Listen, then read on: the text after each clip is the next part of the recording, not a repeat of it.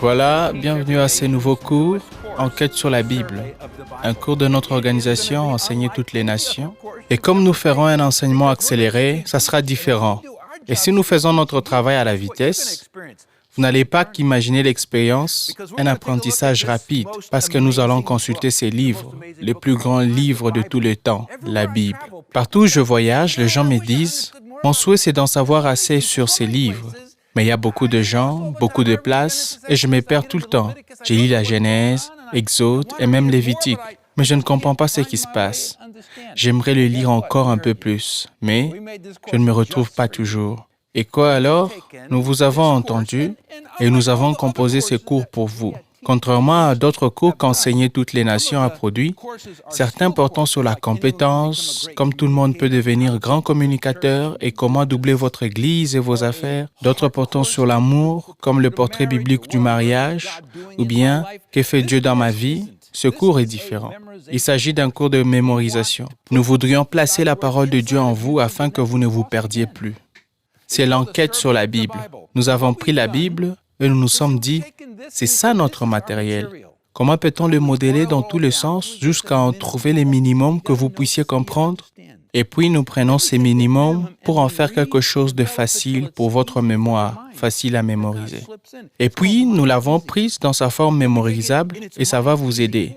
Et nous vous aidons à la mémoriser et nous l'abordons de différentes manières jusqu'à ce que vous direz, et voilà, je le sais maintenant. Je n'ai même pas eu à l'apprendre. J'ai tout ce qu'il faut dans son ensemble. Et alors, quels sont les objectifs de ce cours? Comment peut-on vous enseigner ceci en très peu de temps? Voilà. Nous avons pris ces livres et nous l'abordons comme ça. Et comme ça, et comme ça, et comme ça. Nous étudions les livres de la Bible et puis nous étudions les lieux de la Bible.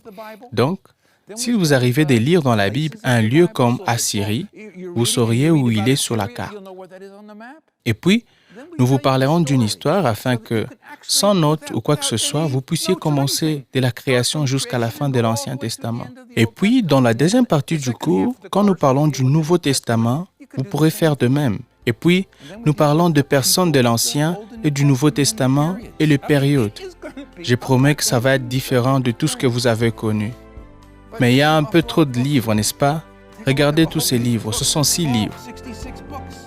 Nous allons les étudier, vous allez les comprendre. Regardez, je vous avertis, comme d'habitude avec nos cours d'Enseigner toutes les nations, que vous ne saurez jamais prédire ce qu'il adviendra dans l'étape suivante. Première partie, l'essentiel des livres de la Bible. Oh voilà, bienvenue à la bibliothèque de la Bible. Savez-vous comment vous rappeler de manière simple combien de livres il y a dans l'Ancien et dans le Nouveau Testament? Eh bien, suivez-moi ici devant notre écran tactile et je vais vous montrer. Vous ne l'oublierez jamais. Pensez au mot Bible parce qu'elle a 2 parties. Dans votre Bible, il y a l'Ancien Testament. Savez-vous combien de livres il y a dans l'Ancien Testament? Voici comment vous en souvenir. Combien de livres y a-t-il? 1, 2, 3. Ah, combien de lettres a-t-on dans le Nouveau Testament? 1, 2, 3, 4, 5, 6, 7, 8, 9. C'est ça les nombres de livres qu'il y a dans l'Ancien Testament. Vous ne l'oublierez jamais. Voyons à présent le mot Nouveau Testament. Si je l'épelle en anglais, il devra avoir le même nombre de lettres. Il y a 1, 2, 3 et 1, 2, 3, 4, 5, 6, 7, 8, 9. Beaucoup de gens disent « J'aime l'Ancien Testament, mais moi je préfère le Nouveau. Je l'aime beaucoup et beaucoup plus. » Eh bien, 3 fois 9 égale combien? 27. Dites combien de livres il y a dans le Nouveau Testament? 27. Et quand vous additionnez tout ce nombre, chaque jour, vous trouvez combien? Vous trouvez 66. Eh bien, maintenant, combien de livres y a-t-il dans la Bible? 66. D'accord. Répétez avec moi combien de livres dans l'Ancien Testament? 39. Combien de livres dans le Nouveau Testament? 27. Ça y est. Ouvrez votre manuel et essayons de le résumer. Numéro 1. Le nombre des livres dans la Bible, c'est 66. Le nombre des livres dans l'Ancien Testament, c'est 39. et le nombre des livres dans le Nouveau Testament, c'est 27. Voici mes citations favorites à propos de la Bible. Patrick Henry dit « La Bible vaut plus que tous les livres à jamais publiés ». Daniel Webster dit « Je me suis habitué à lire toute la Bible une fois par an ». Et Charles Haute dit « La meilleure preuve de la Bible comme la parole de Dieu est à retrouver entre ses couvertures ». Deuxième partie, l'organisation des livres de l'Ancien Testament. Comme vous savez à présent que l'Ancien Testament est composé de 39 livres, voici une question. Comment sont-ils organisés tous ces livres? Vous vous seriez peut-être demandé pourquoi les livres de l'Ancien Testament sont classés selon cet ordre dans votre Bible. C'est parce que, croyez-moi, beaucoup de ces livres ne sont pas dans l'ordre chronologique. Regardez ces livres pour quelques instants. Voici notre bibliothèque de tous les 39 livres de l'Ancien Testament, en commençant par la Genèse. Prenons un livre au milieu de ces deux rayons. Néhémie, peut-être. Vous auriez pensé, si c'était dans l'ordre de leur production, que Néhémie viendrait avant Job, et le psaume et le proverbe et tous les autres prophètes. Mais ce n'est pas ça. Ce n'est pas dans cet ordre. En fait, vous savez, ces livres, le dernier livre de l'Ancien Testament, Malachie, bien le prophète italien comme nous l'appelons Malachie, ils sont contemporains. Vous voyez, Néhémie est ici, mais il appartient au temps qui est ici. Et si vous ne savez pas comment l'Ancien Testament est organisé, vous serez confus en essayant de le comprendre. Comment dois-je lire cet Ancien Testament pour mieux le comprendre? Voilà. Les livres sont organisés selon leur type et non selon le temps des événements de ce livre. Essayons de le résumer, mais bientôt on va entrer en profondeur et permettez-moi d'enlever ma veste professorale, bien que je garde mon nœud papillon professoral. Et ça, c'est la montre de mon père. Cette montre a maintenant 88 ans et nous sommes à temps. Allons devant notre écran tactile pour un temps. Voyons si on peut donner quelques renseignements utiles. Ça va beaucoup vous aider. Quand vous pensez à l'Ancien Testament, pensez qu'il y a 39 livres qui sont en 3 parties. C'est ça le nombre de parties qu'il y a dans l'Ancien Testament.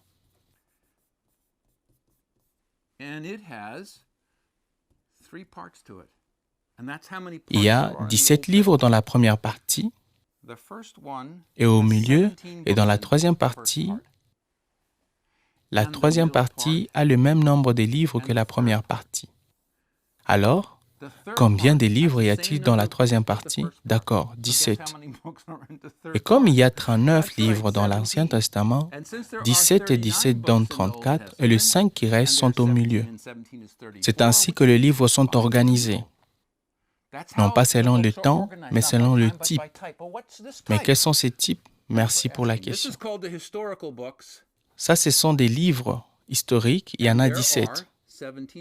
Et ça, ce sont des livres poétiques, un type donc, il y en a 5.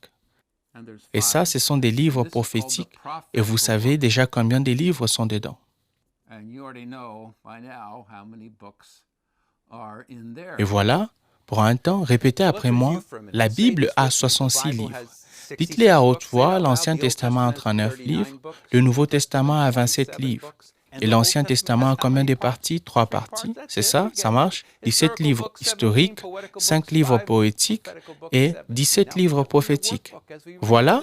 Remplissez maintenant votre manuel et révisons ceci pour une dernière fois. Permettez-moi de le faire professionnellement paraître comme votre manuel. Alors, sur votre grille, dans la colonne de gauche, écrivez « historique » 17 et au milieu, écrivez « poétique » 5. Vous le savez maintenant, et « prophétique » 17. Voilà, ces longues colonnes sont à leur tour subdivisées pour nous aider à nous rappeler. Juste ici, la Genèse, Exode, Lévitique, Nombre et Deutéronome, c'est le Pentateuque. Penta signifie 5. Ils sont aussi connus comme des livres de Moïse. Et en bas, ce n'est pas. Il n'y a pas de nom différent. C'est simplement historique. Mais quand vous passez aux livres prophétiques, si vous l'avez remarqué, Ésaïe, Jérémie, Ézéchiel et Daniel sont de gros livres et tous les restes sont plus petits. On les a donc appelés des prophètes majeurs. Il y en a 5. Et les prophètes mineurs, 12. Je voudrais vous montrer encore 3 choses à écrire dans vos manuels. On le voit ici. Ce sont des histoires, les histoires de toute la Bible. Ça veut dire que les choses qui sont ici et ici entrent dans les histoires ici. Au milieu, il y a des gens. Dans cette histoire, il y avait des gens comme David et Salomon qui ont écrit des cantiques et la sagesse et le poème. Et ici, le livre prophétique d'Isaïe à Malachie, ce sont là des sermons que Dieu utilisa pour prêcher aux Israélites à travers le prophète. Il envoya des prophètes pour prêcher aux rois, aux prêtres, aux anciens, concernant ce que Dieu voulait que les gens fassent ou cessent de faire. Et maintenant, arrêtons-nous un peu. Faisons 3 observations majeures que vous pouvez noter dans votre grille, parce que c'est vraiment une révélation. Par exemple, si c'est ça l'histoire, pourquoi ne tracerions-nous pas seulement une ligne d'ici jusque-là et vous n'auriez plus de confusion? L'histoire commence ici et se termine là-bas. Ça convient ici. Ça veut dire alors que vous pouvez mettre tous ces livres ici dans ces livres ici. Et vous pouvez le faire. Par exemple, si on prenait juste un livre, le psaume, qui a écrit le psaume? David. Très bien. Il a fait partie de l'histoire. Et voici la question. Dans quel livre est-il? Il est dans les livres de Samuel. Vous le savez maintenant? Quand vous lisez donc 2 Samuel, c'est là que les psaumes sont situés. Voilà, qui a écrit le proverbe, Ecclésiaste, le cantique de cantiques? Très bien, c'est Salomon. Donc ces 3 livres ont été écrits par une personne, le fils de David. Quand a-t-il vécu? Il vit juste ici dans 1 roi. Je me fais comprendre? Voilà, vous vous diriez donc, oh, où donc? Je ne saurais m'imaginer où vont tous ces livres prophétiques. Je veux dire que tous ces 17 livres, pensez-y, c'est ici. Non. Est-ce que ça marche dans Samuel? Non, pas du tout. Alors, où doivent-ils tous aller? Chacun de ces livres trouve sa place de 2 rois à Esther. Tous ces livres sont placés ici. Pourquoi? Parce qu'Israël commença à vivre de plus en plus dans les péchés et Dieu voulait les défier. Ne péchez plus. Répentez-vous et je ne voudrais pas vous juger. Bien, vous avez compris. La Bible contient 66 livres, vous le savez. L'Ancien, 39, 3 parties. Livres historiques, livres poétiques et livres prophétiques. Mais alors, entrons un peu en profondeur, prenons tous les 39 livres de l'Ancien Testament et mettons-les sur cette table.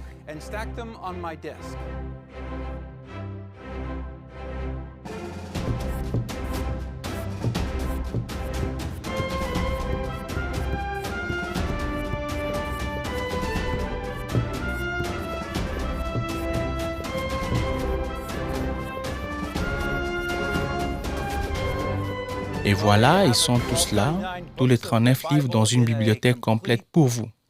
Alors, pensez maintenant à ce que vous venez de voir, parce que vous pouvez vous rappeler le cours que nous avons eu. Comment enseigner pour que vos étudiants excellent? Nous avions montré comment enseigner rapidement. C'est ça un exemple, n'est-ce pas?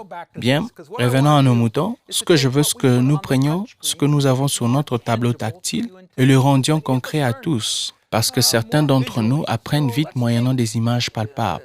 Prenons alors ces 39 livres. L'histoire ne commence pas ici et finit là-bas. Elle commence ici et se termine à la fin des livres historiques, avec, je pense, les livres d'Esther. Alors, si on peut descendre ça ici,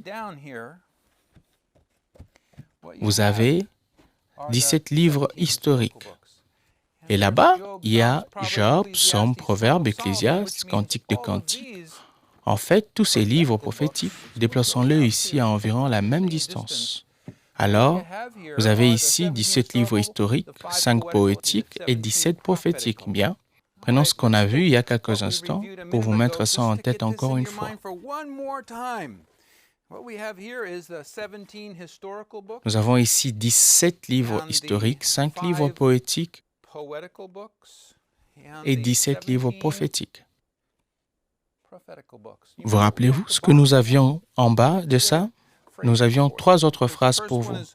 Parce que la première concerne, vous vous rappelez, elle concerne les histoires de l'Ancien Testament. La partie du milieu concerne les cantiques et le poème. La dernière partie concerne les sermons qui ont eu lieu ici. Voilà, vous le savez maintenant. Dans quelques instants, nous reviendrons à ce 39 livres. Et vous allez connaître un moment de surprise. Quand je prendrai cette partie pour remplacer chacun de ces livres là où il devrait être dans les livres historiques. Troisième partie, l'histoire de l'Ancien Testament. Bien, qu'en pensez-vous? Vous avez déjà beaucoup appris des livres de la Bible dans quelques minutes seulement. Nous n'en sommes qu'au début. Pensez à ceci, vous avez 66 livres dans la Bible, 2 parties, l'Ancien Testament 39 livres, et le Nouveau Testament 27 livres. Vous les savez maintenant. Mais avant d'en savoir plus sur les livres de l'Ancien Testament, puis-je partager avec vous l'histoire de l'Ancien Testament sur cette carte dans 2 minutes? Essayons. Ça y est, on y va. L'Ancien Testament commence ici avec la création et la chute de l'homme. Et Dieu appela Abraham, lui promit une terre.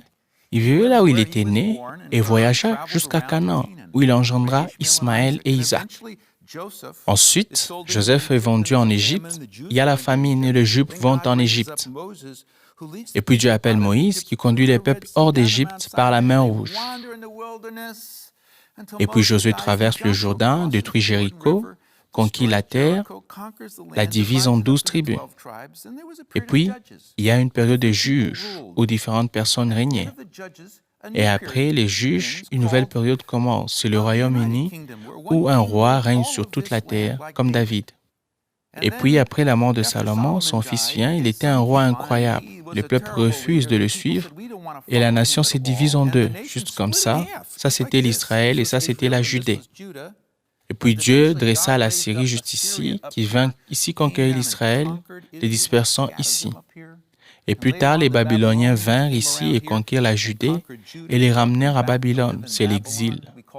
Et puis, les Perses conquirent la Babylone et les Perses dirent « Rentrez chez vous ». Donc, ils l'ont fait en 3 temps, pour reconstruire les temples et le mur sous Zorobabel, Esdras et Néhémie. Et puis, croyez-moi, c'est ça l'histoire de l'Ancien Testament dans moins de 2 minutes. Vous voyez, c'est ça le minimum irréductible. 4e partie, les livres historiques, poétiques et prophétiques. Bien, comme vous savez maintenant que les livres de l'Ancien Testament sont organisés selon les types de livres et non selon la période de leur écriture, entrons en profondeur pour comprendre l'Ancien Testament en détail. Mais prenons d'abord ces livres et remettons-les ici. Comment les livres de l'Ancien Testament étaient mis ensemble, bien qu'ils ne soient pas dans l'ordre. Voilà, je vais les descendre ici, l'un après l'autre pour les placer là où ils doivent être, en plaçant certains au-dessus s'ils méritent d'être ensemble. Il y a la Genèse, c'est l'un des grands livres d'histoire, et puis l'Exode, qui vient juste à la fin de la Genèse, et puis vient Lévitique. Et puis, croyez-moi, Lévitique n'a lieu que dans quelques semaines entre l'Exode et un grand livre historique, le Nombre. L'histoire n'avance pas tellement en Lévitique. Et puis, quand vous arrivez au livre de Deutéronome, ça peut vous surprendre. Il n'y a pas vraiment d'histoire, sauf la mort de Moïse. C'est ici qu'il s'élève et dit à son dernier sermon et reçoit l'histoire. Et cela n'a lieu que dans 1 mois. Et puis, il y a les 2 livres suivants qui sont historiques, qui continuent l'histoire et l'histoire continue. Donc, si vous voulez lire l'Ancien Testament dans l'ordre, vous aurez la Genèse, Exode, Nombre, Josué, Juge. Et les livres suivants seraient Ruth. Et le livre de Ruth ne vient pas après les livres des Juges. Au contraire, les événements ont lieu pendant la période des Juges. Évoluons donc à présent, car vous en saurez plus quand nous parlerons de périodes, les périodes de l'Ancien Testament. Que les choses changent maintenant et nous avons des livres vraiment importants dans notre histoire. Voici donc 1 Samuel suivi de 2 Samuel. Continuons l'histoire et puis 1 roi et 2 rois continuent la même histoire. Et puis, tout d'un coup s'arrête. Il y a des livres qui répètent l'histoire. C'est l'histoire qui se passe ici et elle est dans 1 Chronique et 2 Chroniques. Ces livres ne viennent pas juste après 1 et 2 rois. En fait, ces livres vous racontent une histoire de nature politique. Qu'est-ce qui se passe dans l'histoire? Et ces livres vous donnent, je pense que vous pouvez vous l'imaginer, une perspective sacerdotale. Et nous allons mettre les livres de 1 Chronique ici au-dessus du livre de Samuel. Et puis, bien que 2 Chroniques couvrent les 2, nous les mettons ici au-dessus de 2 rois parce que c'est là, en fait, sa place. Et puis, nous allons remarquer que ce qui se passe ici est quelque chose de surprenant. On n'en parle vraiment pas dans l'histoire de l'Ancien Testament. Vous l'apprendrez dans les périodes. C'est ici qu'Israël et la Judée sont détruits et la Judée va à Babylone et s'exile là-bas. Il n'y a pas vraiment d'histoire qui continue pendant ces 70 ans. Donc, nous avons inventé un autre livre, qui n'est pas vraiment un livre biblique, mais le voici, c'est Exil. Et c'est vraiment une période unique de 70 ans. Et puis, nous avons des livres comme Ezra, continuant en fait dès la fin de ces deux livres, et puis Néhémie, et puis, pensez-vous qu'Esther est à la fin? Mais pas du tout. Esther a lieu pendant la période du livre d'Ezra. Alors, si vous voulez lire l'histoire de l'Ancien Testament, Genèse, Exode, Nombre, Josué, Juge, 1 Samuel, 2 Samuel, 1 roi, 2 rois, Ezra, Néhémie, et c'est tout. Il y a 11 livres. Cet exil est en quelque sorte au milieu. Il n'y a pas de livre ici. Nous les plaçons ici juste comme un bouche-trou. Alors, à présent, vous voulez considérer ces 5 livres poétiques. Et quelle est leur place dans tout ça? Bien, Job, ce serait le plus vieux livre de la Bible, mais la plupart des chercheurs les placent au temps d'Abraham. C'est donc ici dans la Genèse. Et quant au psaume, vous savez que le psaume était écrit par le roi David, et le roi David vécut en 2 Samuel et 1 Chronique. C'est là qu'il faut placer ce livre. Ça y est. Et puis, les 3 livres suivants, Proverbes, Ecclésiaste et le Cantique de Cantiques sont ici. Et nous voulons les placer comme ça. C'est ici que Salomon vécut. Mais maintenant, passons à tous les 17 livres prophétiques. Au début de cette leçon, vous avez appris qu'ils n'appartiennent pas à cette période ici, ou bien ici, ou bien David, ou bien Salomon. Donc, ils sont à la fin. Voici donc la question. Où les place-t-on? Bien, prenons Ésaïe. Où pensez-vous qu'il doit être? C'est ici. Et Jérémie? Bien. Juste ici, voilà une partie importante. Et où mettons-nous Lamentation? C'est ici sa place aussi. Vous voyez, que se passait-il ici? Israël et Judée s'étaient tellement rébellés contre Dieu que Dieu leur envoya son cesse prophète, parce qu'ils ne voulaient pas le condamner. Et nous avons 2 autres livres pendant cette période d'exil. C'était ici à Babylone. Et c'est Ézéchiel et Daniel. Et nous en parlerons dans ce cours.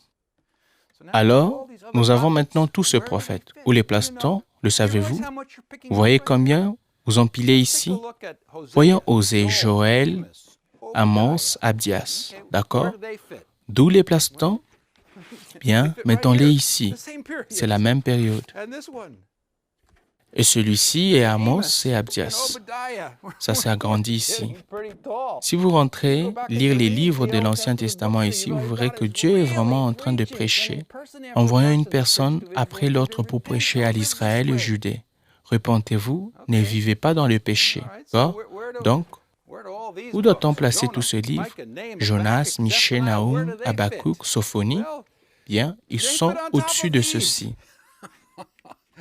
Voyez-vous maintenant que la crise de l'Ancien Testament, c'est ici?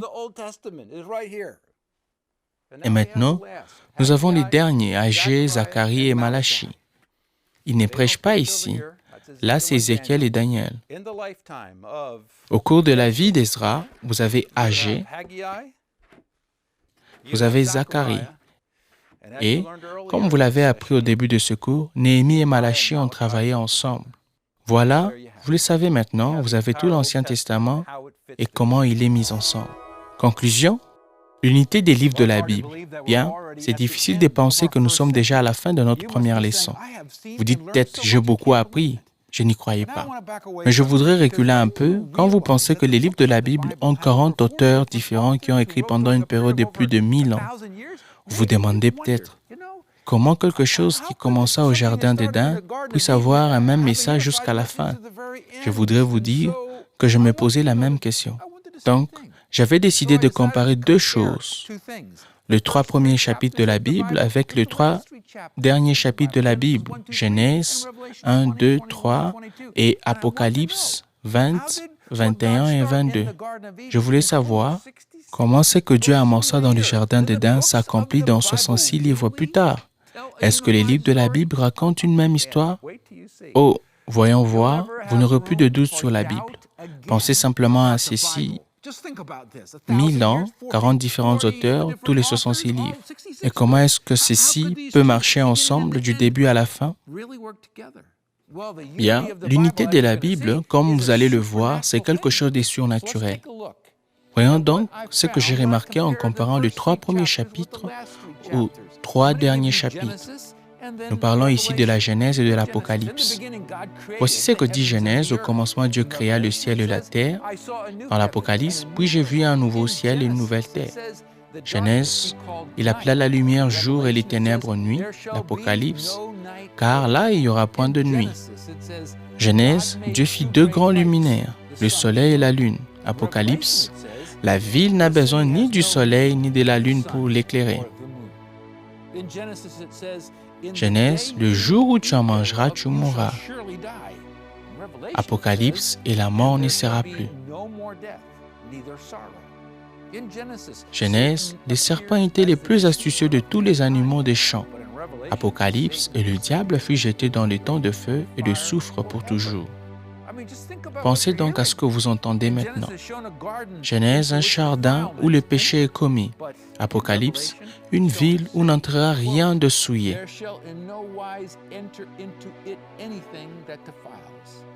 Genèse, la relation entre Dieu et l'homme est interrompue. Apocalypse, la relation entre Dieu et l'homme reprend. Genèse, c'est la victoire initiale du serpent. Apocalypse, c'est l'ultime victoire de l'agneau. Genèse, je rendrai tes grossesses très pénibles. Apocalypse, il n'y aura plus ni deuil, ni cri, ni douleur.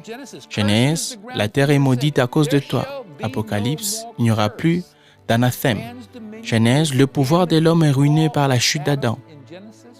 Apocalypse, le pouvoir de l'homme est restauré dans le règne de Christ. Genèse, le premier paradis était fermé. Apocalypse, le nouveau paradis est enfin ouvert. Genèse, l'accès à l'arbre de la vie est perdu avec Adam. Apocalypse, nous avons retrouvé l'accès à l'arbre de la vie en Christ. Genèse, ils étaient chassés de la présence de Dieu. Apocalypse, nous verrons sa face. Incroyable, n'est-ce pas? Dieu, dès le commencement, planifia la conclusion. S'est servi de plus de 40 auteurs, 66 livres, pendant plus de 1000 ans, et chaque partie était ruinée par la chute de l'homme, et tout tend vers une fin. Ah, Dieu a accompli ce qu'il avait entrepris. C'est peut-être pour cela que Billy Graham, pensant à la Bible, résumant tout ceci, et c'est l'une de mes citations préférées, il dit « Écoutez, j'ai lu la dernière page de la Bible, tout sera au mieux. » Ah, la Bible, saintes écritures de Dieu pour vous et moi aujourd'hui.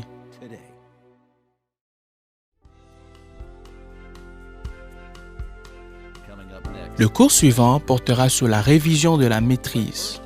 Mais avant cela, voici ce cadeau de notre organisation TEN. Veuillez suivre ce lien pour télécharger des documents gratuits.